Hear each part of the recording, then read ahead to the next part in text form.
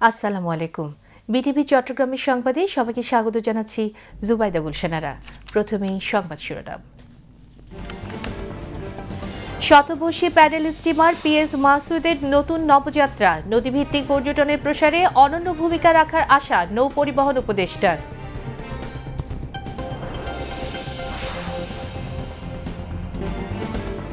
জমকালো আয়োজনে বিটিভির নতুন কুড়ির বিজয়ীদের সনদ ও ট্রফি বিতরণ। নতুন কুড়ির হাত ধরেই উজ্জ্বল হবে আগামীর বাংলাদেশের সাংস্কৃতিক অঙ্গন, বললেন তথ্য ও সম্প্রচার উপদেষ্টা। প্রতিবেশীর সাথে সম্পর্ক হবে সমতার ভিত্তিতে, বাংলাদেশের উপর দাদাগিরি বন্ধ করে বন্ধুসুলভ ও সহযোগিতামূলক আচরণ করতে ভারতের প্রতি মির্জা ফখরুলের আহ্বান। ত্রয়োদশ জাতীয় সংসদ নির্বাচন ফ্যাসিস্ট আওয়ামী লীগের মতো হলে জাতির ভাগ্যে দুর্ভোগ নেমে আসবে, বললেন জামায়াতে ইসলামের সেক্রেটারি জেনারেল মিয়া গোলাম পরওয়ার।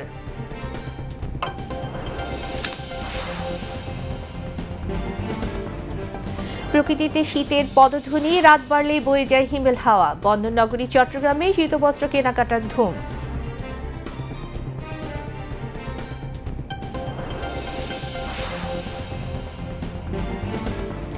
টানা 2 বছরের হামলায় গাজায় 1109টি মসজিদ ধ্বংস করেছে ইসরায়েল।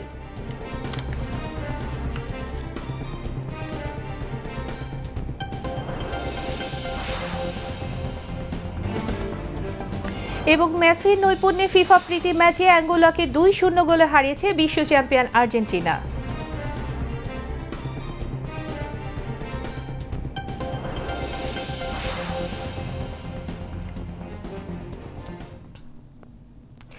এতক্ষণ সংবাদ শিরোনাম শুনলেন, এবার বিস্তারিত। দেশের নদীমাতৃক পর্যটনের প্রসারে প্রায় 100 বছর আগে নির্মিত ঐতিহ্যবাহী প্যাডেল স্টিমার পিএস মাসুদের নতুন যাত্রা করে শুরু হলো। সকালে রাজধানী সদরঘাটে স্টিমারটির আনুষ্ঠানিক যাত্রার উদ্বোধন করেন নৌ পরিবহন উপদেষ্টা ব্রিগেডিয়ার জেনারেল অবসরপ্রাপ্ত doctor M Shakhawat Hossain. Paddle steamer PS Masud দেশের নদীমাতৃক পর্যটনের প্রসারে গুরুত্বপূর্ণ ভূমিকা রাখতে পারে বলে জানান নৌ পরিবহন উপদেষ্টা। বিস্তারিত সীমা শারমিনের রিপোর্টে।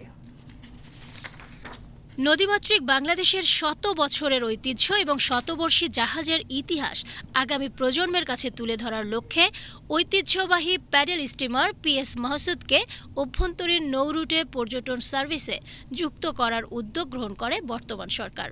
এরই ধারাবাহিকতায় শনিবার পুনরায় চালু হতে যাওয়া শতবর্ষী ঐতিহ্যবাহী প্যাডেল স্টিমার পিএস মাসুদের আনুষ্ঠানিক উদ্বোধন করেন নৌপরিবহন মন্ত্রণালয়ের উপদেষ্টা ব্রিগেডিয়ার জেনারেল অবসরপ্রাপ্ত ডক্টর এম শাখাওয়াত হোসেন। এ সময় আরও উপস্থিত ছিলেন প্রধান উপদেষ্টার বিশেষ সহকারী লুৎফে সিদ্দিকী সহ সরকারের একাধিক সিনিয়র সচিব, সচিব ও দায়িত্বশীল কর্মকর্তাবৃন্দ।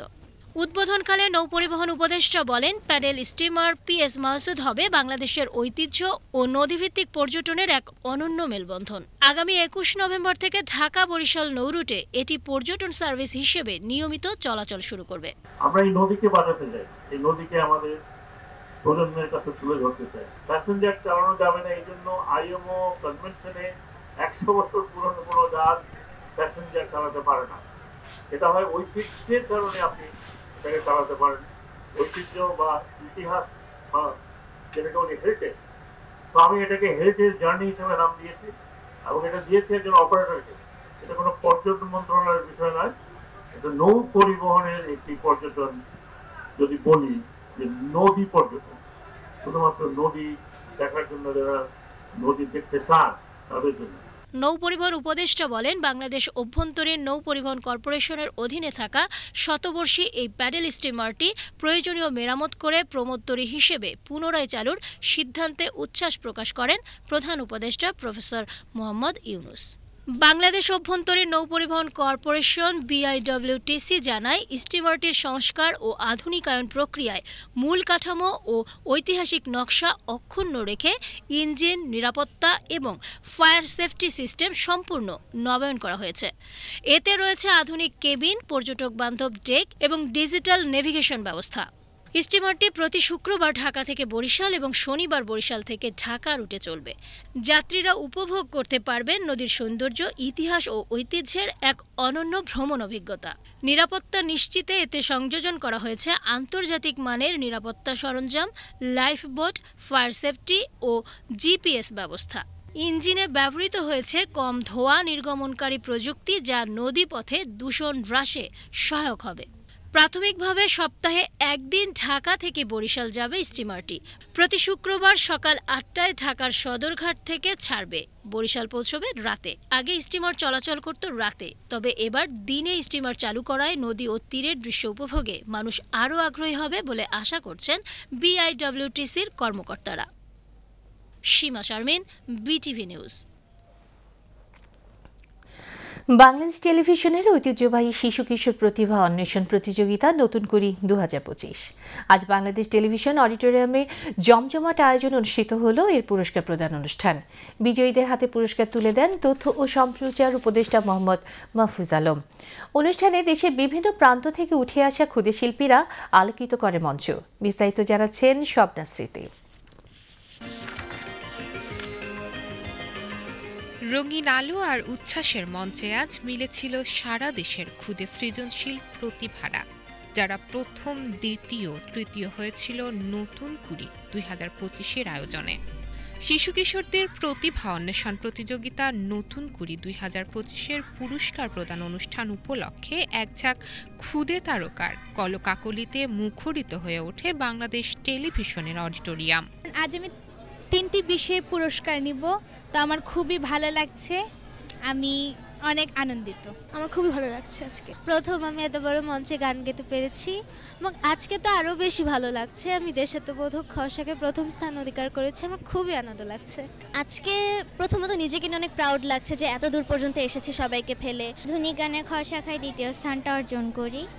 সত্যিই কিন্তু আজকের দিনটা আমার কাছে খুব আনন্দের, মানে স্বপ্নের মতন লাগছে যে এত দূর পর্যন্ত আসতে পেরেছি আমি, এত চ্যালেঞ্জিং সবাইকে পিছনে ফেলে খুবই ভালো লাগছে। অনেক ভালো লাগছে যে একটা পজিশনে এসেছি, তো সব মিলিয়ে অনেক ভালো।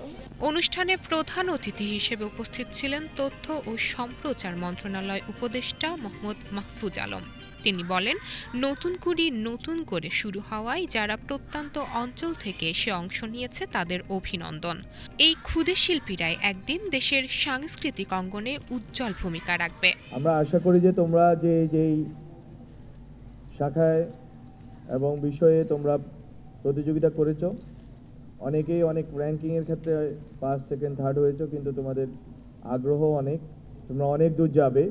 এবারই শেষ নয়, বরং সামনের বার আশা করি নতুন করে অনুষ্ঠিত হবে, তখন আবার আসবে। যারা এবার প্রথম হতে পারেনি তারা প্রথম হওয়ার চেষ্টা করবে। আর তোমাদের দেখা দেখে আশা করি বাংলাদেশের প্রত্যন্ত অঞ্চলের আরও অনেক কিশোর কিশোরী এখানে আসবে। আশা করি তোমাদের এই সংস্কৃতি চর্চা চালিয়ে যাবে। তোমাদের যে প্রতিভা আছে সেটাকে আরও কিভাবে ভালো করা যায় সেই জন্য চেষ্টা চালিয়ে যাবে। বিশেষ অতিথি হিসেবে উপস্থিত ছিলেন তথ্য ও সম্প্রচার মন্ত্রণালয়ের সচিব মাহবুবা ফারজানা। অনুষ্ঠানে সভাপতিত্ব করেন বাংলাদেশ টেলিভিশনের মহাপরিচালক মোহাম্মদ মাহবুবুল আলম। এ বছরের সেরা 10 প্রতিযোগীকে বিটিভির নিয়মিত অনুষ্ঠান শিশু প্রহরে অন্তর্ভুক্ত করা হয়েছে। তাদের জন্য থাকছে প্রতি সপ্তাহের বিশেষ পরিবেশনা। এর আগে 13 নভেম্বর প্রধান উপদেষ্টার কার্যালয়ে প্রধান উপদেষ্টা ডক্টর মোহাম্মদ ইউনুস দুজন সেরা প্রতিযোগীর হাতে বিশেষ পুরস্কার তুলে দেন। বর্ণিল আয়োজন, গান, নাচ আর আবৃত্তিতে মুখর হয়ে ওঠে পুরো অনুষ্ঠানস্থল। নতুন প্রজন্মের এই সৃজনশীল প্রকাশ শুধুমাত্র মঞ্চেই সীমাবদ্ধ নয়, তারা এগিয়ে যাবে বাংলাদেশের সাংস্কৃতিক অঙ্গনেও, এমনটাই প্রত্যাশা আয়োজকদের। আজ নতুন কুড়ির মঞ্চে ফুটেছে নতুন কিছু কুড়ি, আর এই কুড়ি থেকেই আগামীতে ফুটবে নতুন করে ফুল। স্বপ্না স্মৃতি, বিটিভি নিউজ, ঢাকা। বাংলাদেশের উপর দাদাগিরি বন্ধ করে বন্ধুসুলভ ও সহযোগিতামূলক আচরণের জন্য ভারতের প্রতি আহ্বান জানিয়েছেন বিএনপির মহাসচিব মির্জা ফখরুল ইসলাম আলমগীর। দেশের স্বার্থ রক্ষায় একটি নির্বাচিত সরকার প্রয়োজন বলেও জানান তিনি। আজ চাঁপাইনবাবগঞ্জে মহানন্দা নদীর রাবার ড্যাম প্রকল্প এলাকা পরিদর্শন করে এসব কথা বলেন মির্জা ফখরুল। বিএনপি মহাসচিব বলেন, পানির হিস্যা নিয়ে বারবার ভারতের সাথে কথা বললেও দেশটি গুরুত্ব দিচ্ছে না। নির্বাচনের মধ্য দিয়ে বিএনপি সরকার গঠন করতে পারলে পানির ন্যায্য হিস্যা বুঝে নিতে বিএনপি সর্বোচ্চ চেষ্টা করবে। নির্বাচিত সরকার থাকলে জনগণের সমর্থন নিয়ে দেশের স্বার্থ রক্ষায় যে কোনো দাবি আদায় সহজ হয় বলেও জানান তিনি। এ সময় বাংলাদেশের সাথে সহযোগিতামূলক সম্পর্ক বজায় রাখতে ভারতের প্রতি আহ্বান জানান বিএনপি মহাসচিব। তিনি বলেন, পদ্মার পানি আটকে দিয়ে মানুষের জীবিকা বিনষ্ট করা হচ্ছে। পদ্মার পানি বন্টন নিয়ে মূল সমস্যা। নির্বাচিত সরকার ছাড়া এই ধরনের স্বার্থ হাসিল কঠিন হবে। বিএনপি ক্ষমতায় আসলে পদ্মা তিস্তার পানি বন্টন ও ফারাক্কা ইস্যু অগ্রাধিকার ভিত্তিতে গুরুত্ব দেওয়া হবে বলেও জানান তিনি। মূল যে সমস্যাটা আছে আর কি, সেটা হচ্ছে যে আমাদের পদ্মার পানির যে শেয়ার, সেটা কিন্তু আমরা পাচ্ছি না। এটা আপনারা সবাই জানেন যে আগামী 2026-এ আমাদের যে চুক্তি আছে সে চুক্তিটাও শেষ হবে। আর চুক্তি শেষ হলে কি আসবে সেটা আমরা এখন জানি না। সবসময় যেটা সমস্যা হয়েছে যে গঙ্গার পানিকে ফারাক্কাতে আটকে দিয়ে আমাদের কিন্তু গোটা বাংলাদেশের একটা বিরাট উত্তরাঞ্চলের একটা বিরাট অংশ এবং দক্ষিণাঞ্চলের বিরাট অংশকে প্রায় মরুভূমিতে পরিণত করা হয়েছে। ছোট ছোট নদী খাল বিল সব শুকিয়ে গেছে।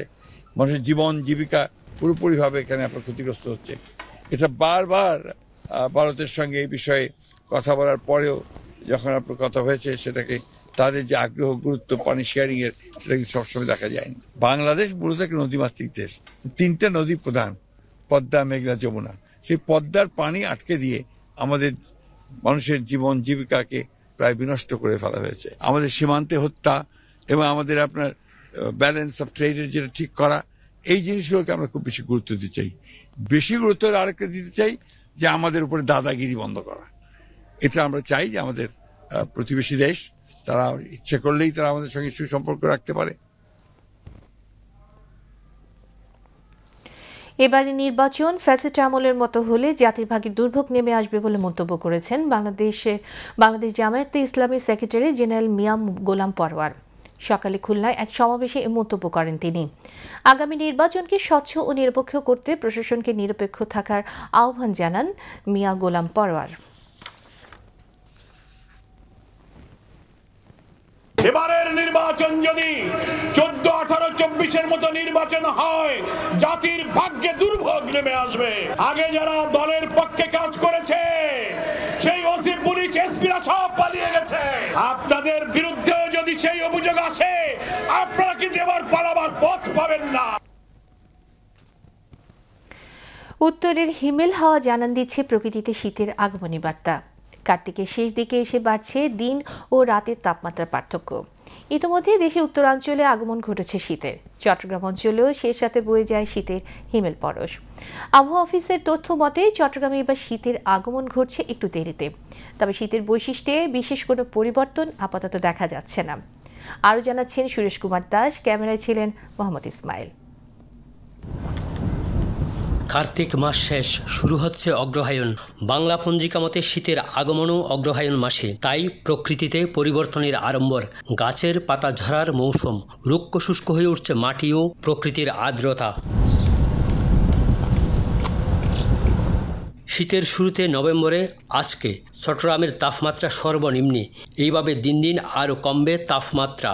শীতের আঁচ লাগবে বাংলার মানুষ সহ প্রাণীকুল ও উদ্ভিদ রাজিতে, আর বাড়বে শীতের তীব্রতা। আজকের সর্বনিম্ন তাপমাত্রা হচ্ছে 20.4 ডিগ্রি সেলসিয়াস। এই বছর এইটাই সর্বনিম্ন তাপমাত্রা এখানের। আর এর সর্বনিম্ন হবে সবচেয়ে নিচের নামবে হবে তো জানুয়ারি মাস অথবা ফেব্রুয়ারির প্রথম সপ্তাহে। আবহাওয়া অফিসে জানিয়েছে জানুয়ারি ফেব্রুয়ারি মাসে শীতের তীব্রতা বাড়বে। চট্টগ্রামের উপর দিয়ে মাঝারি ও মৃদু শৈত্য প্রবাহের সম্ভাবনার কথা জানিয়েছেন আবহাওয়াবিদরা। নভেম্বর থেকে ফেব্রুয়ারি পর্যন্ত আমাদের দেশে শীতকাল, কিন্তু এখানে শীতের অনুভূতি কিন্তু নভেম্বর থেকে শুরু হয় না। আসলে ডিসেম্বরের প্রথম সপ্তাহ বা মাঝামাঝি থেকে শীতের প্রকোপ কিছুটা অনুভূত হতে পারে। আর এর ফেব্রুয়ারি পর্যন্ত শীতের প্রকোপটি একটু থাকে। এখানে শীত সংক্ষিপ্ত, কারণ সমুদ্র উপকূলের কাছে এবং কর্ণফুলী নদী কাছে থাকায় এখানে শীতের অনুভূতি অনেক কম হয়। শৈত্যপ্রবাহ হতে পারে এখানে মাঝারি ধরনের বা মৃদু শৈত্যপ্রবাহ হয়। সাধারণত উত্তর অঞ্চলে যখন তীব্র শৈত্যপ্রবাহ থাকে তখন এই অঞ্চলে মাঝারি থেকে মৃদু শৈত্যপ্রবাহ হতে পারে। চট্টগ্রাম সাগর ও পাহাড় বেষ্টিত অঞ্চল, এইখানে শীতের তীব্রতা কমাতে বঙ্গোপসাগরের যেমন ভূমিকা আছে, তেমনি জলবায়ু পরিবর্তনজনিত কারণে মৃদু ও মাঝারি শৈত্যপ্রবাহ বয়ে যেতে পারে। এই জন্য অগ্রহায়ণ ও পৌষের আরও কাছাকাছি যেতে হবে। সুরেশ কুমার দাস, বাংলাদেশ টেলিভিশন, চট্টগ্রাম। এদিকে বন্দরনগরী চট্টগ্রামে শুরু হয়েছে শীতবস্ত্র কেনাকাটা। শীতকে সামনে রেখে নগরীর জহুর হকার মার্কেট সহ বিভিন্ন ফুটপাতে গড়ে উঠেছে রকমারি গরম কাপড়ের দোকান, যেখানে বেড়েছে ক্রেতাদের ভিড়। সাশ্রয়ী মূল্যে শীতবস্ত্র কেনার জন্য নিম্ন ও মধ্যবিত্ত মানুষের কাছে এই বাজারগুলো যেন ভরসার স্থান। চট্টগ্রামে শীতবস্ত্রের মার্কেট ঘুরে এসে রিপোর্ট করছেন আতিকুর রহমান। শীতের আগমনী বার্তা। বন্দরনগরী চট্টগ্রামে হালকা ঠান্ডা হাওয়া বইতে শুরু করেছে, আর এই শীতল পরশ লাগতেই উষ্ণতার খুঁজে নেমে পড়েছে নগরীর মানুষ। চট্টগ্রামের শীতবস্ত্রের বৃহত্তম বাজার জহুর হকার্স মার্কেট এবং এর আশেপাশের ফুটপাতগুলো এখন ক্রেতা বিক্রেতার পদচারণায় মুখরিত, যেন উৎসব শুরু হয়েছে সাশ্রয়ী দামে উষ্ণতা কেনার। মোটামুটি কাস্টমার হইতেছে, আর আমাদের এখানে কম রেটে মালগুলো পাইতেছে। আমরা বাইরের মাল বিক্রি করতেছি, মোটামুটি কাস্টমারও লাভবান আমাদের মাল কিনে। আর মোটামুটি বোঝা যেতেছে যে কাস্টমার শীতের ফার্স্ট স্টার্টিংয়ে কাস্টমার নামতেছে, সবাই কেনাকাটা করতে আছে। আমাদের এখনও মোটামুটি ভালোই হচ্ছে, তবে আরও কয়েকদিন পর আর একটু বেশি হবে। এই যে কটন কাপড়ের এগুলার একটু চাহিদা বেশি, কালারিং। অভিজাত গার্মেন্টস থেকে শুরু করে আমদানি করা পুরাতন কাপড়ের গার্ড সবকিছু পসরা সাজিয়ে বসেছেন এখানকার বিক্রেতারা। নিম্ন আয়ের মানুষের জন্য ফুটপাতের এই দোকানগুলো উষ্ণতার প্রধান ভরসা। না, এখানে আমরা সুলভ মূল্যে পাচ্ছি, সেজন্য আমরা এখান থেকে নিচ্ছি আর কি। আসলে কোয়ালিটি মোটামুটি আমাদের জন্য ভালো আছে এখানে। এখন পর্যন্ত তো সীমিতর ভিতরে আছে, এখনো শীত তো ফার্স্ট টাইম, এখনো তো আর বলা যাচ্ছে না, এখনো আমাদের দাম নাগালের ভিতরে আছে। না, এটা ওদের মোটামুটি সস্তা থাকে এবং ওদের মানে কাপড়গুলো মোটামুটি ভালো থাকে, এই জন্য মানে সবাই এখান থেকে কিনে আর কি। দাম হয়তো একটু বেশ কম তো অবশ্যই থাকবে, আগের থেকে এখন বেশি কম তো না, আগে কম ছিল এখন বাড়তেছে আর কি। জিন্সের প্যান্ট নিলাম, জিন্সের শার্ট নিলাম, এই বছর দাম প্রায় কম, 60-70 টাকা 80 টাকার মধ্যে পাওয়া যায় আর কি। গত বছর অনুযায়ী বছর প্রায় কমই পাওয়া যায়। হালকা ঠান্ডা হাওয়া লাগার সাথে সাথে গরম কাপড় বিক্রি পুরোদমে শুরু হয়েছে, তবে শীত ঘনিয়ে আসলে বিক্রি আরও বাড়বে বলে আশা করছেন ব্যবসায়ীরা। আচ্ছা, আলহামদুলিল্লাহ সামনে এর চেয়ে বেশি হবে যদি দেশটা একটু স্বাভাবিক থাকে। আমরা আরও এর চেয়ে ভালো মাল কাটার চিন্তা ভাবনা করব, মাল আরও বেশি সেল ধর আমাদের আশা আছে এখানে। যেহেতু আমরা কাস্টমার বুঝে আমরা এখানে মাল তুলতে হবে, আমাদের পুঁজি কম, রুজিও কম। মোটামুটি বেচা আছে, মাসে যেহেতু এখন 12, 14, 15 তারিখ মোটামুটি সেল আছে। রোডে যেহেতু দোকানদারি করি তো আমরা কম লাভে সেল করি, এই জন্য আমাদের সেলটা একটু বেশি। শুধু জহুর মার্কেট নয়, নগরীর নিউ মার্কেট, লালদিঘির ফাট সহ বিভিন্ন ফুটপাতেও সন্ধ্যা নামতে জমে ওঠে এই শীতের বাজার। বাড়তি রোজগারের আশায় এই সময় মৌসুমি হকারদেরও আনাগোনাও বাড়ে। ঠান্ডা হাওয়া যেন চট্টগ্রামের অর্থনীতিতে নিয়ে এসেছে উষ্ণতার ছোঁয়া। শীত যত বাড়বে ততই জমজমাট হবে এই ব্যবসা, আর উষ্ণতায় মুড়বে চট্টগ্রাম নগরীর কেটে খাওয়া মানুষ। আতিকুর রহমান, বাংলাদেশ টেলিভিশন, চট্টগ্রাম। এবার আন্তর্জাতিক সংবাদ।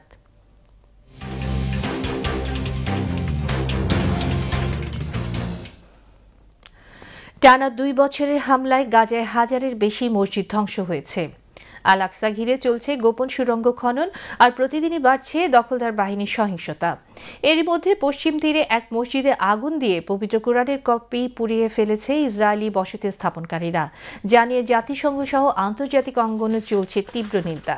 বিস্তারিত জাকিয়া জামান আনিকার ডেস্ক রিপোর্টে।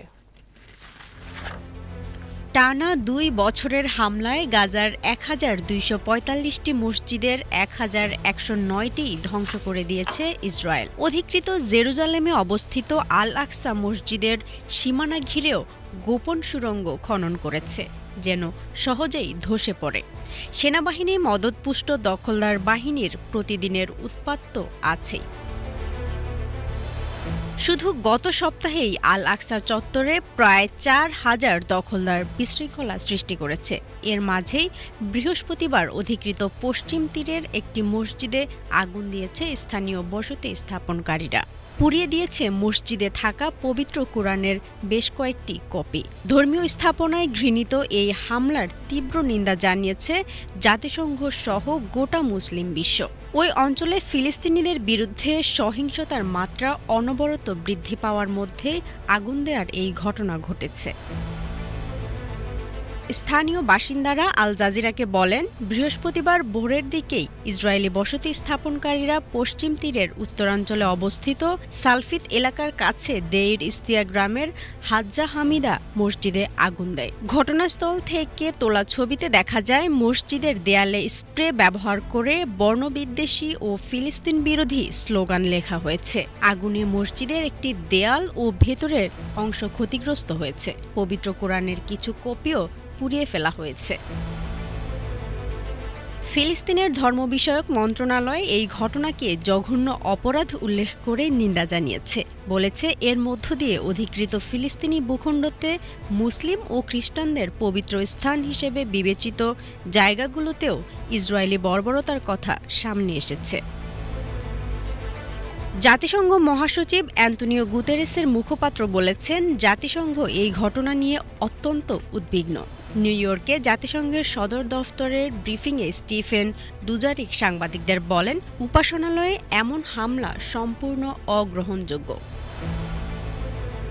এক বিবৃতিতে দেশটি আরও বলেছে, এই ধরনের সহিংসতা এবং অবৈধ বসতি সম্প্রসারণ কার্যক্রম বন্ধ করতে হবে।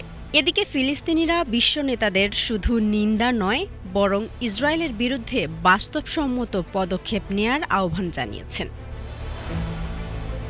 জাকিয়া জামান আনিকা, বিটিভি নিউজ। ভারতের কাশ্মীরের একটি থানায় জব্দ করে রাখা বিস্ফোরক দ্রব্যের বিশাল ভাণ্ডারে শুক্রবার গভীর রাতে বিস্ফোরণ ঘটেছে। এ ঘটনায় ৯ জন নিহত ও ২৯ জন আহত হওয়ার খবর জানিয়েছে দেশটির গণমাধ্যম। দিল্লির লালকেল্লার কাছ থেকে উদ্ধার করা বিস্ফোরকগুলো সেখানে মজুত করা ছিল। এই ঘটনায় অন্তত ৭ জন নিহত ও আরও ২৭ জন আহত হয়েছেন। গণমাধ্যমের প্রতিবেদনের তথ্য অনুযায়ী নিহত ব্যক্তিদের বেশিরভাগই পুলিশ সদস্য ও ফরেনসিক দলে কর্মরত ছিলেন। তারা ওই থানায় মজুত করে রাখা বিস্ফোরক দ্রব্য পরীক্ষা করছিলেন। আহত ব্যক্তিদের মধ্যে ৫ জনের অবস্থা আশঙ্কাজনক। এ ঘটনায় নিহত ব্যক্তির সংখ্যা আরও বাড়তে পারে বলে আশঙ্কা করা হচ্ছে। মার্কিন প্রেসিডেন্ট ডোনাল্ড ট্রাম্পের প্রতি মানুষের সমর্থনের হার আরও কমে গেছে। নতুন এক জরিপে দেখা গেছে যুক্তরাষ্ট্রের ৫৮% মানুষ তাকে নিয়ে অসন্তুষ্ট। ট্রাম্পের জনপ্রিয়তা কমে যাওয়ার এ হার গত জানুয়ারিতে তিনি প্রেসিডেন্ট হিসেবে দায়িত্ব নেওয়ার পর থেকে সর্বনিম্ন। বৃহস্পতিবার প্রকাশিত বার্তা সংস্থা রয়টার্স এবং গবেষণা প্রতিষ্ঠান ইফসোস পরিচালিত জরিপে বলা হয়, ট্রাম্পের কার্যক্রমের প্রতি অসন্তুষ্ট হওয়া মানুষের হার বেড়েছে। গত মে মাসের মাঝামাঝি নাগাদ ট্রাম্পের প্রতি অসন্তুষ্ট মানুষের হার ছিল ৫২%। নভেম্বর নাগাদ এ হার বেড়ে ৫৮% পৌঁছেছে। অন্যদিকে তাকে সমর্থন করেন এমন মানুষের হার প্রায় ৪০% স্থিতিশীল রয়েছে, যা মে মাসের সমান। পাকিস্তানের সেনাপ্রধান ফিল্ড মার্শাল আসিম মুনিরকে নতুন ক্ষমতা দেওয়ার পক্ষে ভোট দিয়েছে দেশটির পার্লামেন্ট। একই সঙ্গে তাকে গ্রেফতার ও বিচার থেকে আজীবন দায়মুক্তিও দেওয়া হয়েছে। সমালোচকরা বলছে, এই পদক্ষেপের ফলে দেশটিতে স্বৈরতন্ত্রের পথ আরও প্রশস্ত হয়েছে। বিবিসির প্রতিবেদনে বলা হয়, বৃহস্পতিবার স্বাক্ষরের মধ্য দিয়ে দেশটির সংবিধানে ২৭তম সংশোধনী আইনে পরিণত হয়েছে, যার মাধ্যমে পাকিস্তানের শীর্ষ আদালতগুলোর পরিচালনা পদ্ধতিতেও উল্লেখযোগ্য পরিবর্তন আসবে। পারমাণবিক অস্ত্রধারী এই দেশটির রাজনীতিতে দীর্ঘদিন ধরে গুরুত্বপূর্ণ ভূমিকা পালন করে আসছে সেনাবাহিনী। কখনো কখনো তারা অভ্যুত্থানের মাধ্যমে ক্ষমতা দখল করেছে, আবার অনেক সময় পর্দার আড়ালে থেকে কলকাঠি নেড়েছে।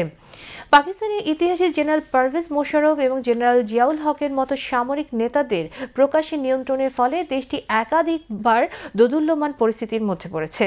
সংবিধানে এই সর্বশেষ সংশোধনীর ফলে 2022 সালের নভেম্বর থেকে সেনাপ্রধান হিসেবে দায়িত্ব পালনকারী মুনির এখন পাকিস্তানের নৌ ও বিমান বাহিনীরও তত্ত্বাবধান করবেন।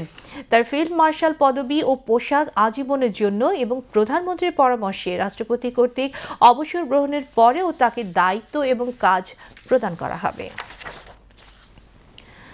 দীর্ঘ 204 দিন কক্ষপথে কাটিয়ে নিরাপদে ফিরে এসেছে চীনের শেংচুই মহাকাশযানের নভোচারীরা। শুক্রবার বেইজিং সময় দুপুরে শেনচোং 21-এর রিটার্ন ক্যাপসুলটি উত্তর চীনের ইনার মঙ্গোলিয়ার তোংফিং ল্যান্ডিং সাইটে অবতরণ করে। এরপর একে একে ক্যাপসুল থেকে বের করে আনা হয় 3 নভোচারীকে। গত 24 এপ্রিল তারা 6 মাসের মহাকাশ মিশনে যাত্রা শুরু করেন। সেদিন সিউচুয়ান স্যাটেলাইট লঞ্চ সেন্টার থেকে তাদের মহাকাশে পাঠানো হয়।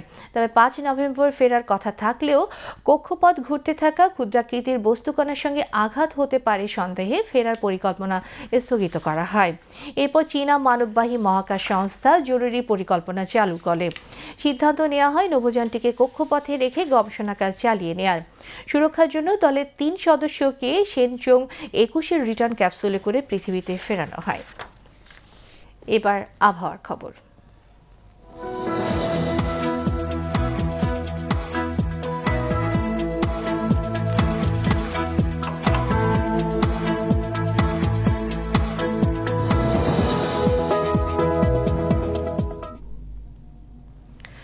পতেঙ্গা আবহাওয়া অফিস জানিয়েছে আগামীকাল সন্ধ্যা 6টা পর্যন্ত চট্টগ্রাম এবং পার্শ্ববর্তী এলাকায় আকাশ আংশিক মেঘলা সহ প্রধানত শুষ্ক আবহাওয়া বিরাজ করতে পারে।